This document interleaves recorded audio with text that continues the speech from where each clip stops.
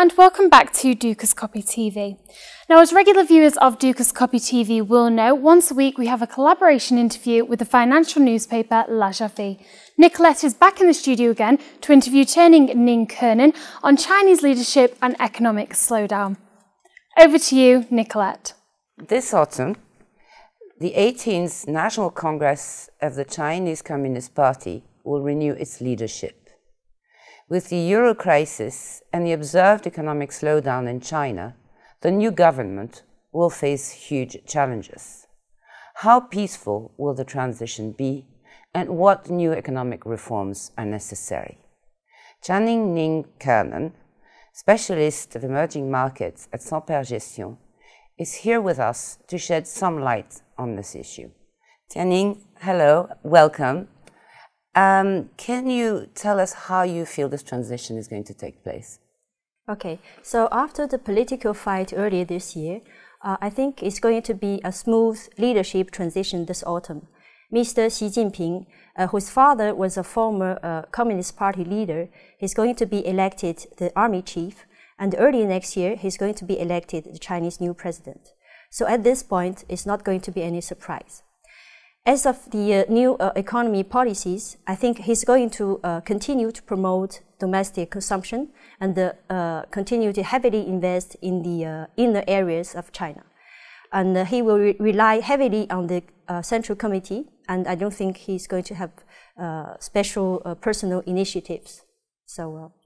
Okay, but with the euro crisis and the weaknesses in the US economics, do you feel that the slowdown in China is going to last, or is it going to pick up again?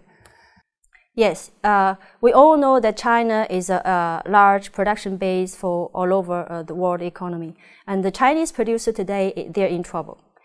In particular, those exporting to the US and the United Nations. Factories are being closed down and millions of workers laid off.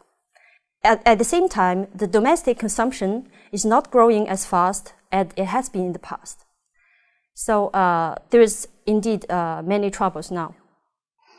As economic growth in Europe may not pick up anytime soon, do you believe China will be able to recover?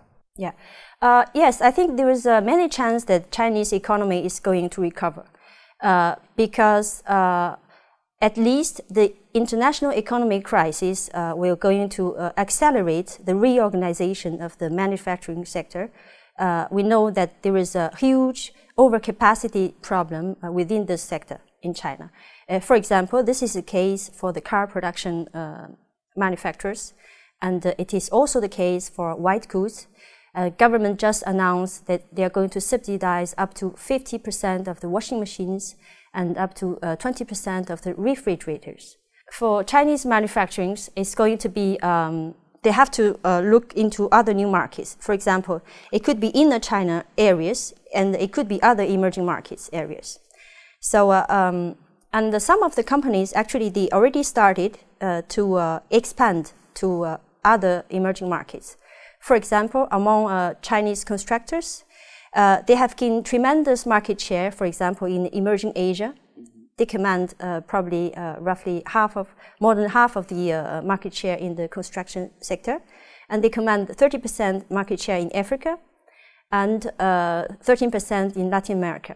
And I think this is going to be the trend because those companies, they have experience in building, in having good and huge construction projects, and they are also very price competitive. Other sectors we like actually is also the healthcare sector, for example. We think that the healthcare is going to be continue to have support from the central government, especially regarding the medical insurance reform. And then we like also new technologies, for example, internet, and we like also education or media. Can you tell us a little bit about the solar industry, the panels? Maybe more than 80% of the production of solar panels are provided by Chinese manufacturers. And actually, they are just flooding the world market with very cheap panel, and they're competing each other. So the price collapsed last year and continue to go down. So I think there is no other way than a big reorganization, and some players must disappear. Tianning, thank you very much for sharing your views with us today. Thank you.